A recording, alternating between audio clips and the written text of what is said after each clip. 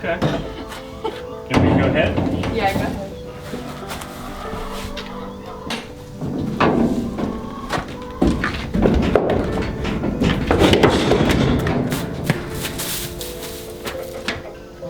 Check out the new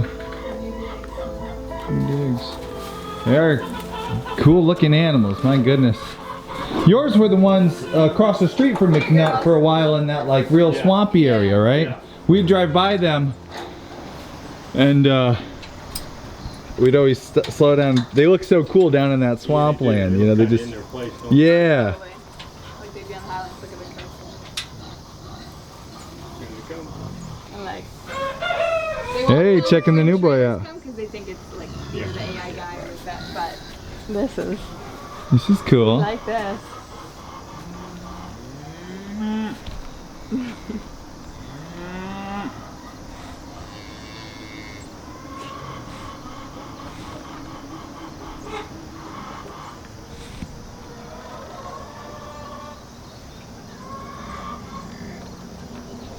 So I've already got. You've never had them with a bull. No, Any my of them cows have never seen a bull. It's that one in the back, though I want bred. The other two have been AI'd. I don't know if either of them took. Okay. My one older cow, I should see today whether she's coming to heat or not. This should show it, right? Luna's supposed to come in today. Today, yeah. Oh yeah, definitely should show. Good. I'll throw everybody a little hay at the fence line there. You gonna let any in right away? You're giving them a little time, Give them a little time, just like to meet an hour. through the fence. Hey Eli, you see this? I think we'll be okay size one here. Them being minis, he'd be in there ballpark. Yeah, he's pretty good fit. Nature finds a way. He's a nice size for that one in the back. Not one in the middle. I think he's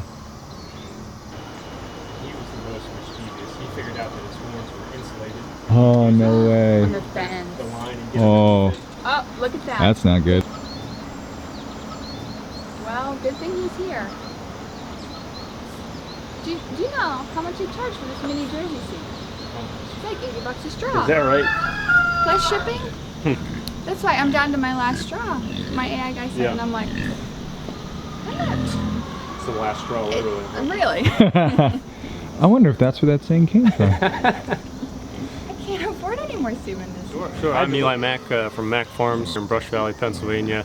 Trying to do some regenerative and holistic things with our farm. We run Cornish cross birds, turkeys, egg layers, got a few hair sheep, Highlander cows, and just a couple pigs to play with right now. But we're enjoying the rotational grazing aspect of things and just learning a lot from each of the different species. The Highlanders, besides just being fun to look at and watch, they're really hardy. They do well on their own. They're pretty hands-off, and they forage well, even on brush and things that I've seen my Herefords never touch. They've really gotten after it, and they just keep really easy on their own. They don't require a whole lot of maintenance, which I enjoy. I like that aspect of them a lot. How long did you have Herefords before you switched to I had kind of a mixed mob of Herefords and Angus for, I would say, maybe 12 years. Ever since I was in junior high, I've had a couple cows there at the farm, mostly Herefords in the mix.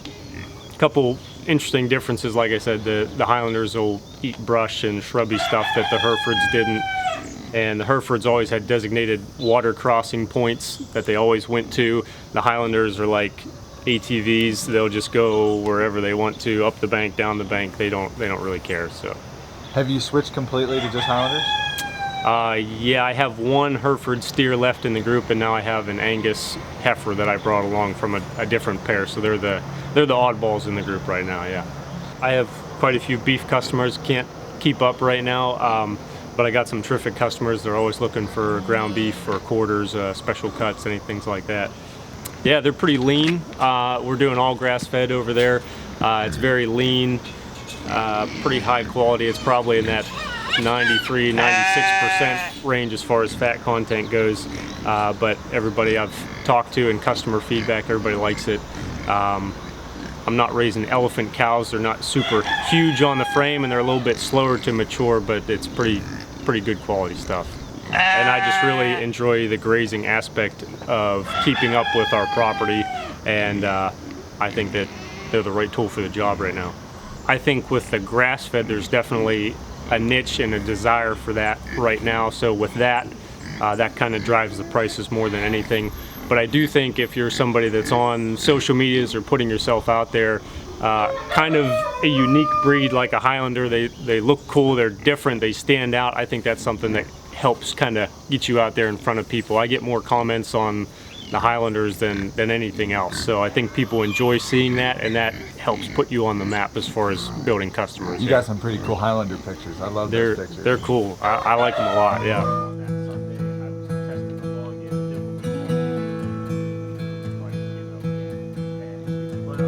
Yeah, we're on Instagram and Facebook at Mac Farms. And we'll put a link to that. Have you tried to milk one? No, I have not. Have not tried to milk one yet.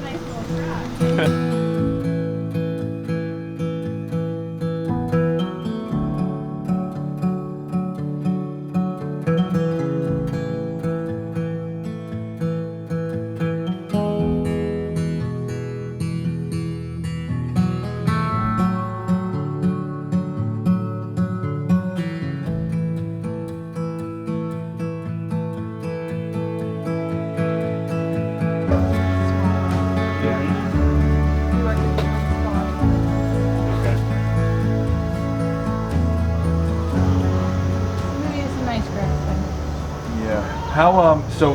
Because I'll be the one moving them and stuff. Be like, how do I gotta treat him? You know, I've never worked with a bull ever. So, you know, as far as like his temperament, what do I gotta do? Do you go in with them? You know? Yeah, I'm in with them all the time. When we're getting ready to move the line, I'll whistle, just kind of do a high-pitched whistle. He'll get the idea. But even if they know the drill, he'll follow them. He'll follow them. Yeah. Okay. And you're not worried about, I mean, he's not like some raging bull, high testosterone. I've never noticed him. This morning, I know he's a little guy. I just never ever been with a bull, horns, none of that. It's all new to me. Yeah. Austin's the first goring victim. Yeah. No, this morning he was upset with me, but that's because he was pinned in all day, all night. But no, he should be good. Should be.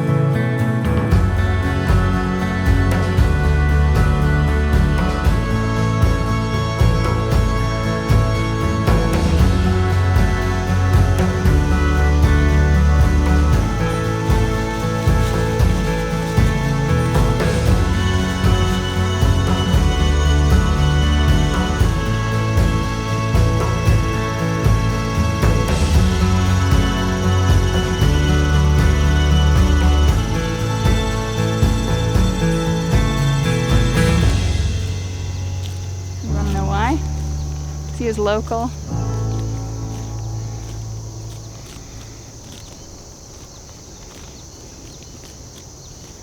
And they're cute.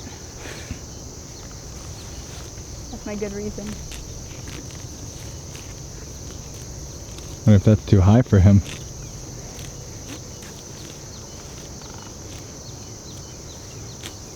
Gotta get that down lower.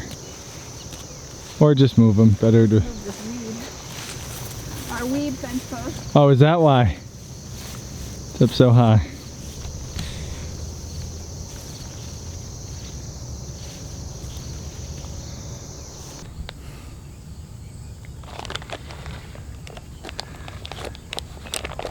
So some of you longtime Homesteady viewers are wondering, what? Did Austin K just buy a bull? What? Yeah, what? Did Austin K just buy a bull? No. Say no. No, no, no. No, no, no. We've always said we never had plans on getting a bull, and that hasn't changed. We rented a bull. We are having... Oh, we've been doing our, we've been doing AI with the calves and Luna, and we're almost out of AI straws. So Kay decided she wanted to try going the bull route. So we rented a highland bull for a month, and we will see, maybe we'll have a couple little Jersey highland cross calves in, what do we call them? Woolly jerseys? That's pretty good. That could take off. Woolly jerseys. Taking a video? Yep, just taking a video. There's Grasshopper. Hi, Grasshopper.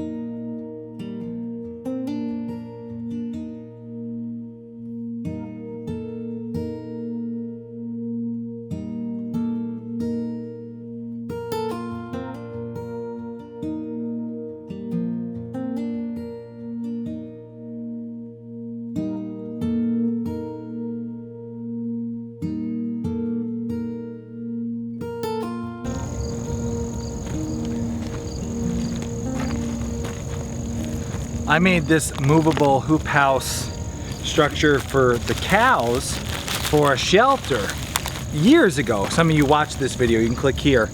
I've made a few improvements over the year or two that we've been using it now. The original one I built didn't have a back, and it was very flimsy, flopsy. And over time, these hoops that I built it with got very out of shape and messed up.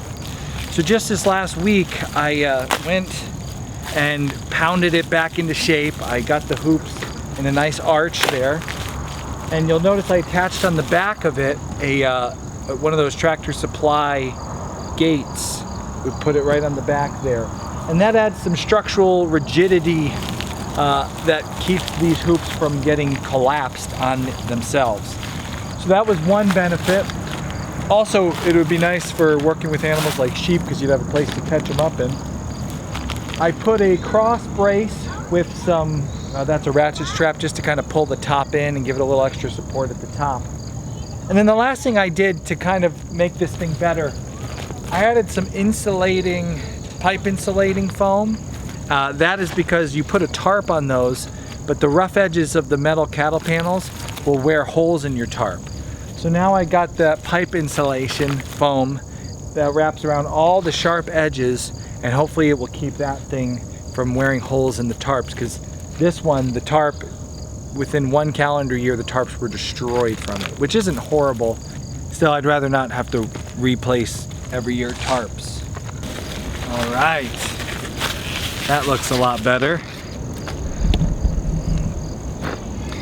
If you want to see how to make that structure, it's a movable hoop house.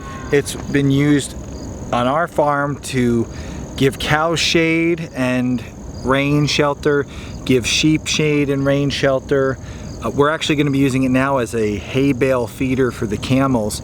Click that video right there. That shows you how to build the basic structure, but don't forget, put a back on it. You can see the back there. One of those Tractor Supply gates, I attach it in the sides with some zip ties. Make sure to put that back gate on. The pipe insulation tubes going around all the sharp edges. that is going to rub up against your tarp. That'll give your that'll give your tarp a longer life, and a ratchet strap across the top for some rigidity. I don't even know if that's a word. I think I'm making that word up, but to add some rigidness to the top. Add those extra features to that structure. This is the same exact structure I built almost probably a year or 2 years ago now. Still good. I did need to bang out the structure, kind of knock it into place again recently. It was kind of lost its shape, but it worked well for, you know, what it works for. It is totally movable. I throw a strap around that, hook it to the gator, hook it to the tractor. You can even pull it by hand. Even up in the field, you can drag it by hand. It's heavy. Only a person my size probably would be able to actually budge it much, but it is actually movable. So one of the benefits to that lighter weight, semi-permanent little hoop house. So there you go.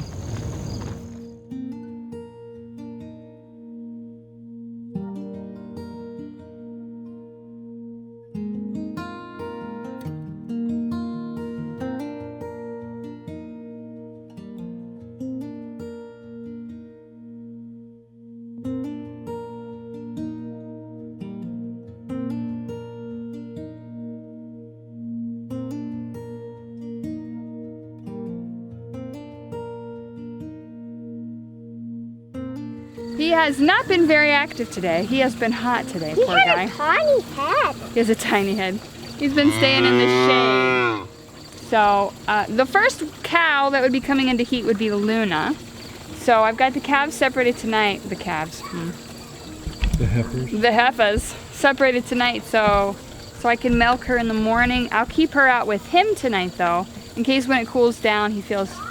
If she's not bred, I'm hoping she is. We went through a lot of work to get her bred. If she's not, hopefully he can cover her this cycle. He's the cleanup crew. Yeah, he's the cleanup crew this time. I wonder how Eli does their feet.